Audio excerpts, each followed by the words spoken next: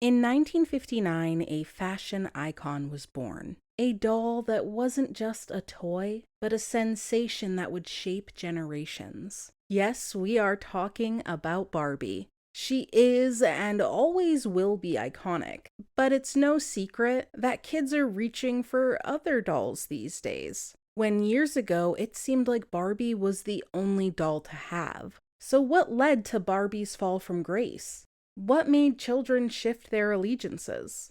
And with this new Barbie movie coming out, is there a Barbie renaissance approaching? That's what I want to explore. The story of Barbie starts with Ruth Handler. She was inspired by her daughter's fascination with paper dolls that represented adults. I had observed my daughter Barbara playing with her friends on the floor by the hour. They would play with adult paper dolls. I tried to convince Elliot that we could make a three-dimensional doll and create such play patterns. And he said it'd be impossible for us to do. She thought it was a good idea, and I didn't think it was a great idea because Ideal Choi at that time had a line of small dolls, and they were dressed up, but they were 12-year-old dolls. And they had a long run, but it was dying out, and it just wasn't very successful. And I looked at that, and I said, why would we be coming in at this time when that type of product is not doing well? Ruth also saw a major gap in the market. Most of the dolls of this era were representations of infants. And so in 1959, she introduced Barbie, named after her own daughter, Barbara. Barbie was produced by Mattel, the toy company Ruth co-founded with her husband, Elliot. We were very, very disappointed initially at Toy Show. Half of our customers didn't want to buy the thing. And so I was telling Ruth, see, I told you, you know. But as soon as he got on the counter, I was wrong, she was right. The mothers and children bought those dolls and those clothing so fast that the consumer made the Barbie doll an instant success. When Barbie hit the market, she was a revolution. No longer were dolls just babies to be cared for. Barbie was a glamorous young woman, an aspirational figure with stylish clothes, and a world of limitless possibilities. Soon, Barbie wasn't just a doll, but a way for children to imagine and enact adult scenarios. Whether it was the career woman, the astronaut, or the homemaker, with each new version, Barbie seemed to epitomize the American dream, reflecting popular culture and the evolving role of women in society. But as we'll see, the doll landscape was about to undergo a seismic shift. Just as Barbie revolutionized the industry in the 50s, a new contender would show up around the turn of the century to shake up Barbie's world a little bit.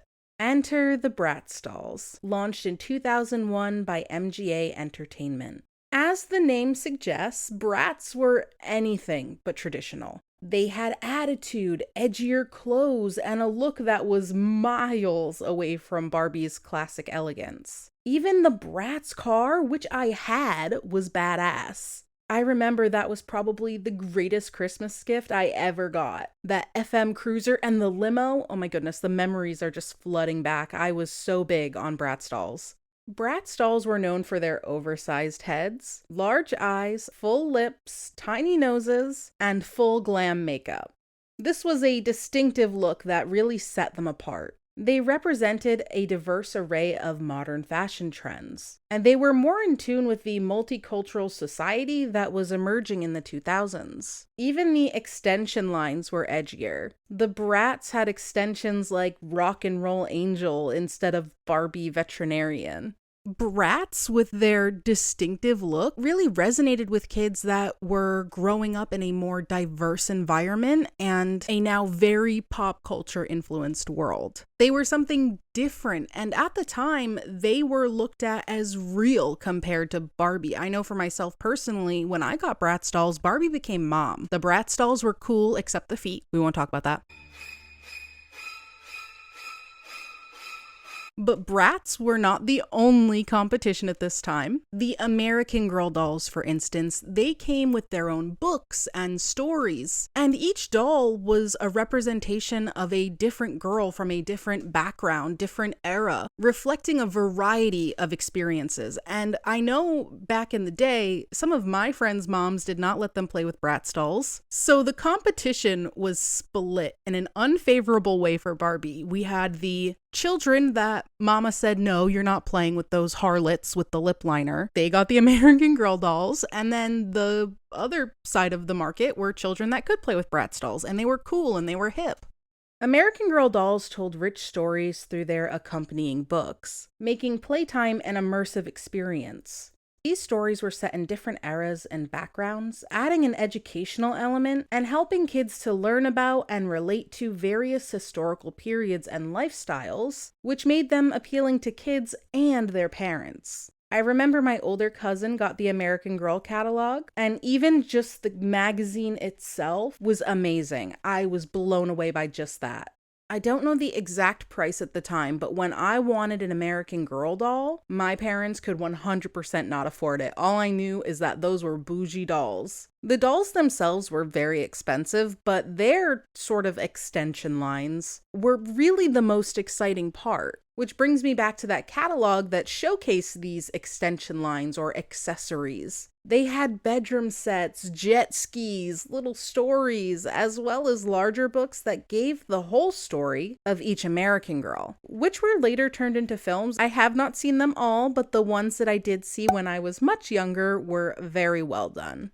Going back to the catalogs, because when I tell you I was obsessed, I actually found pictures of the exact catalogs that I would sift through 1,000 times from 2000 and 2001, and my nostalgia is going crazy. My wallet is screaming from the other side of the room.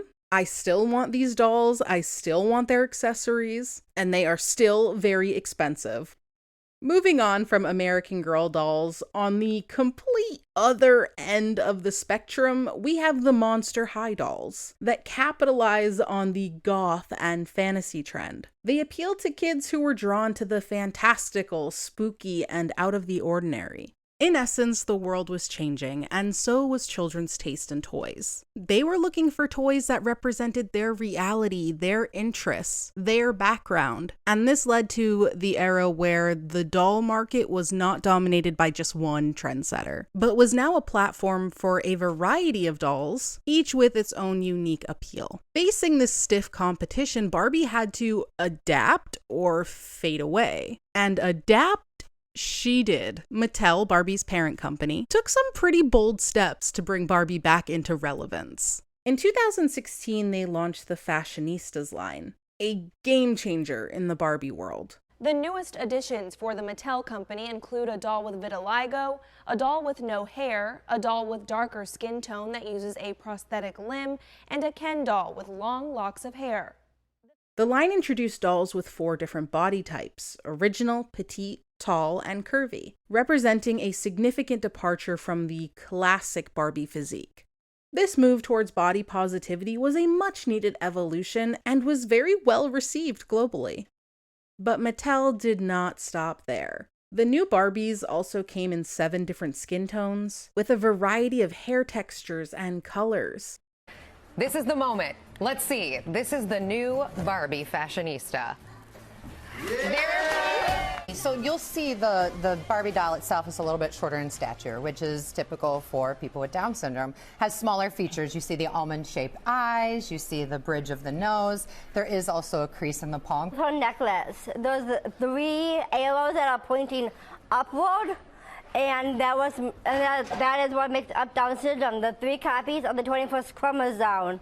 And with those 3 arrows are a symbol of Down syndrome. This was a nod towards the increasing demand for diversity and representation. Barbie was no longer just a blonde bombshell, but a global citizen reflecting the world's multiculturalism.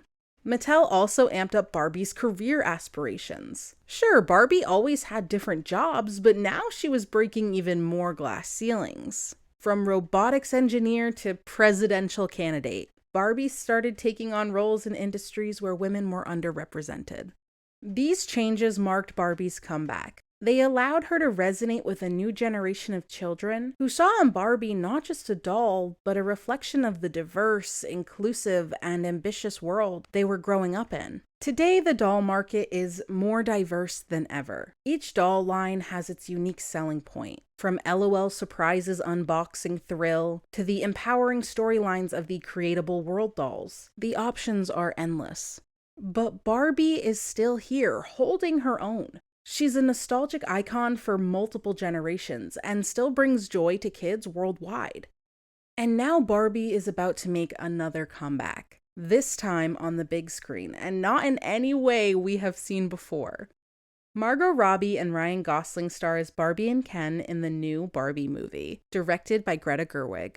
This is not a kid's movie though, this is PG-13. It promises much darker humor, and in my opinion, this is a genius idea. Obviously Gen Z can watch it, enjoy it, it will be lovely no matter what, but they are clearly, and this is smart, trying to connect in a nostalgic way. And if we know anything when it comes to marketing and millennials, we love nostalgia. If it has anything to do with the 90s or Y2K, millennials are tapped in, focused, we are on it. We will go into debt buying Harry Potter shit. I'm also starting to feel very old, even though I'm at like the end of the millennial years, because I'm noticing that the things I think are cool and relevant and timeless are really fucking uncool with the children. They don't care about Harry Potter. They don't care about The Office. As an adult with children for siblings, it is a very humbling experience, especially when they have absolutely no problem and will find any opportunity to lethally roast you. Yeah, it just feels weird, man. It feels weird being like the older, corny generation. Like, you know how older people, like my dad, his thing was Seinfeld. And I'm like, Seinfeld is the most boring, loser, old man show. Sorry. But now The Office is my Seinfeld? Are they gonna think? They are not gonna think that about Michael Scott. No. I'm gonna kill myself! Wow. I'm going to kill myself, and it's your fault! I can't think about it. Existential crisis. I sense that this new film will bring a Barbie renaissance, but not just with dolls and not just with kids. I think the Barbie IP as a whole and the Barbie aesthetic will have a major boom. To wrap this up, yes, children may flirt with other dolls, but Barbie is timeless. I don't think she's going anywhere. There may be peaks and valleys when it comes to her popularity, but she is always there. When is the last time you seen a Flava doll, or how are those Bratz selling? I know the children in my life still love Barbie. No matter what. They have other dolls that they play with, but Barbie is always in rotation. Miss Barbie stumbled and fell, but got back up and put on her pink pumps and is ready to strut her stuff again. And on top of all that, she is now forever linked with nuclear disaster.